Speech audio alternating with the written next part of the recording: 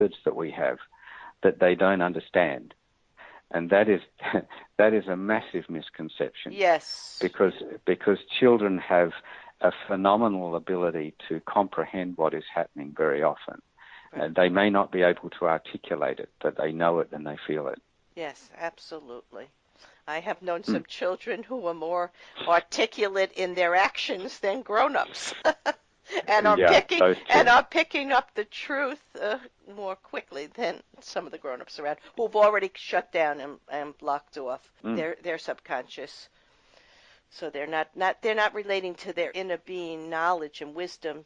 They're relating to their ego with thoughts and fears and belief systems and societal training and programming and all that. So I think we covered on that, and that's very important for our listeners to know who are dealing with children.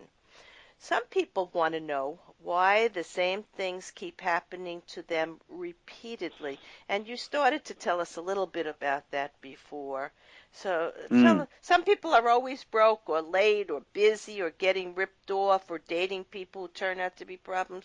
So tell us something in a nutshell about that. Well, once we realize and once all of us have, if we've been even mildly observant, come to accept that there is this thing called the law of attraction, whereby what we think about just seems to unfold.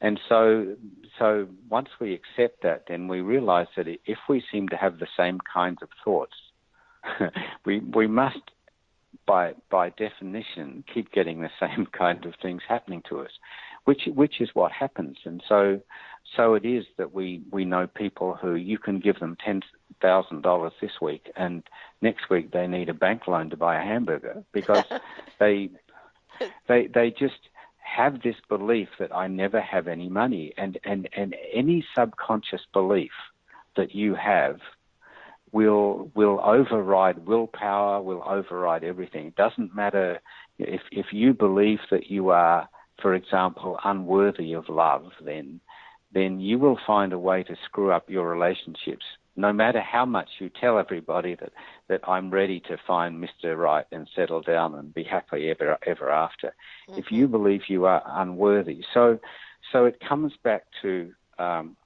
these thoughts that we have on a daily basis about who we are and what we deserve, what is possible, become our core subconscious beliefs and reality, and then it becomes our reality. Yeah, and so our life unfolds accordingly. So then, what some people say is it's just the way I am, and it's not the way you are. It's just the program that you have. Yes. And so the important thing to understand is that whatever keeps on showing up for you, whether it's poverty or whether it's unhappy relationships or whether it's even illness, at the point that you start to say, this is not me, this is a pattern I have, it's like, it's not my computer, it's just a program I have, I can change the program, and then you just go about doing the things that change your program, and you do that by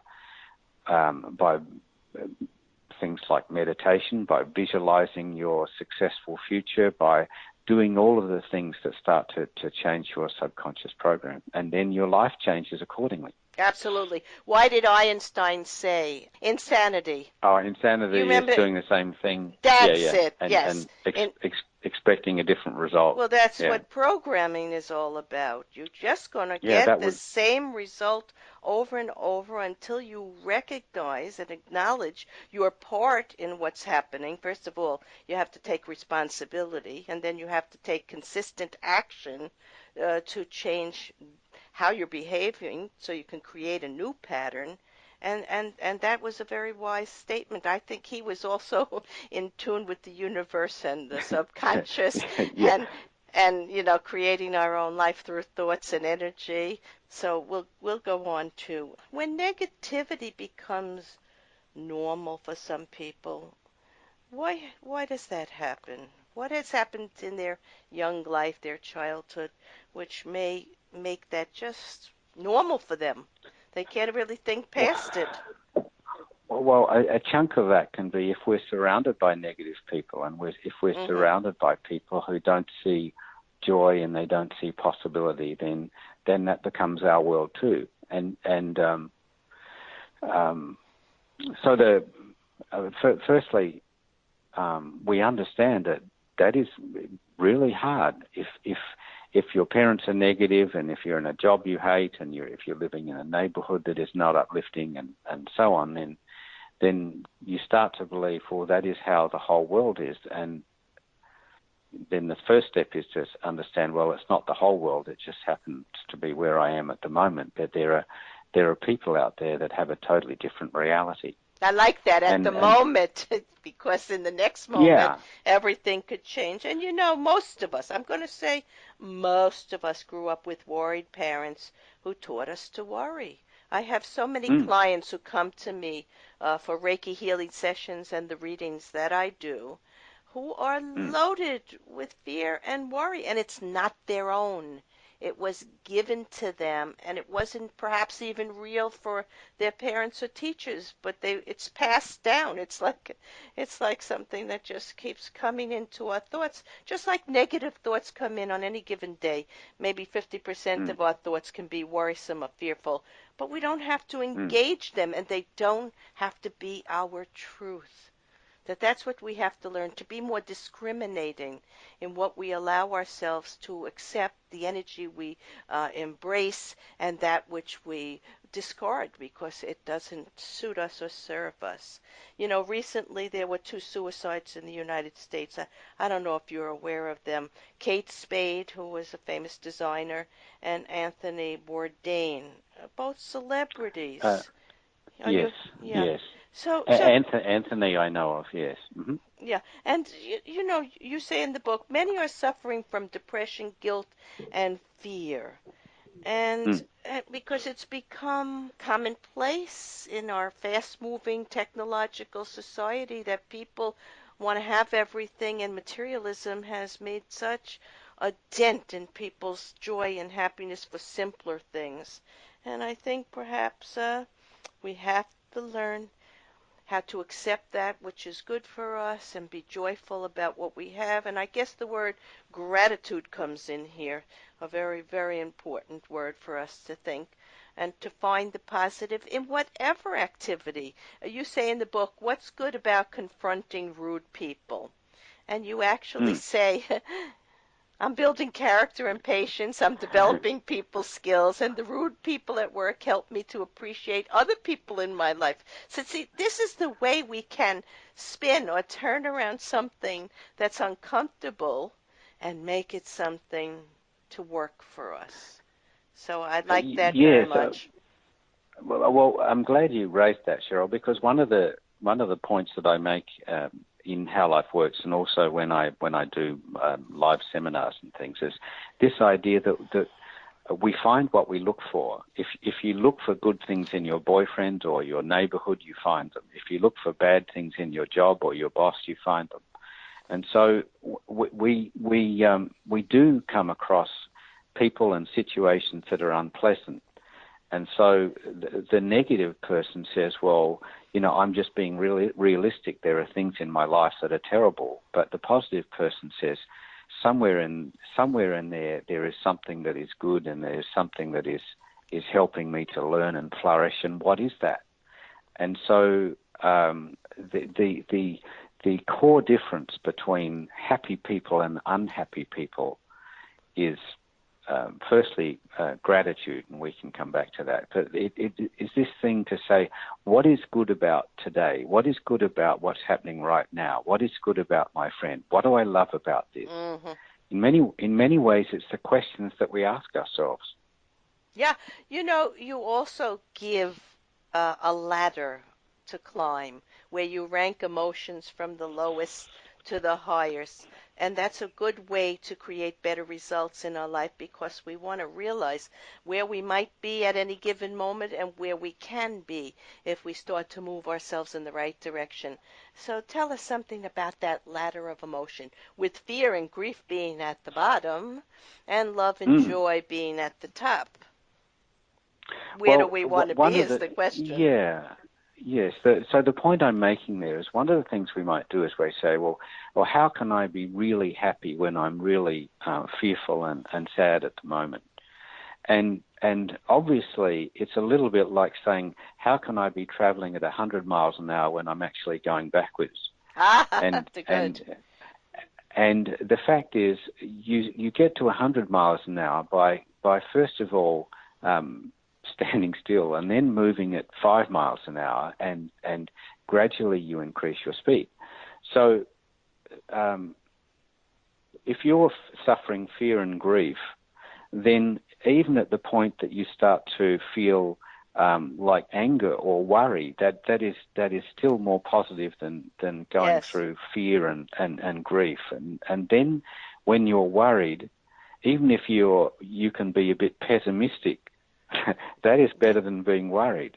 And then when you're contented, that's going to be better than pessimism. And then optimism is better than contentment. And then so the idea is that when people say, I can't be joyous because I'm miserable, well, you might be miserable or you might be grief-stricken, but you can be somewhere that's a little bit better than you are now. And that's life is improved in just little bites, in little stages. Right. And that's the magic. You know, if you're unattached and accept that your conscious mind only sees a little bit of the picture or plan, that gives you hope, and you know you can start to connect to everyone and you can be calm and believe in progress. And that's how you climb that beautiful ladder that you gave us, which is a good way to see that it doesn't matter where we are. We always have the chance to make changes that will be better for us. So I want to thank you, Andrew Matthew, author of How Life Works, for sharing an enjoyable, practical set of vignettes that help readers explore the universal laws of energy to know the way to appreciate love, make choices for successful and healthy living, and to know that we don't have to figure it all out. We are, after all, human. For more information and to purchase this picturesque view of how life works, go to How Life Works on Amazon.com. In summarizing today's episode of Healing from Within, Andrew has shared in amusing and practical ways how we may transcend and transform life and our often unrealistic or unauthentic beliefs of what we may wish to achieve or experience based on the views of society, our friends and family, and learn to experience life from within our own thoughts and energies as we learn the rules of the game and enjoy life more. We can move from knowing that it is not perfection that we need or even can achieve, and that happiness is about self-improvement and celebrated steps of progress. We have also discovered perhaps the reason for having a physical life. Andrew wrote, imagine for a moment that you were God and you decided to make some humans. These humans would be like apprentice creators. They don't build universes, but they are fairly handy. They write stories and make music, invent helicopters and iPods, build cities, and also make babies. These humans inhabit a universe that seems solid enough, but on investigation they discover that the building blocks of the universe are not solid particles, but waves of energy. This energy turns out to be the same stuff as human thoughts. Andrew and I would have you recognize the divine quality of your unique life and thoughts and focus on happiness, which most probably is the aim and end of human existence, as Aristotle said so long ago. I am Sheryl Glick, host of Healing from Within, and I invite you to visit my website, SherylGlick.com, to read about and listen to authors, visionaries, scientists, spiritualists, psychologists, medical practitioners, and all who seek to understand human nature and the flow of life. Shows may also be heard on Dreamvisions7radio.com and webtalkradio.net. Thank you.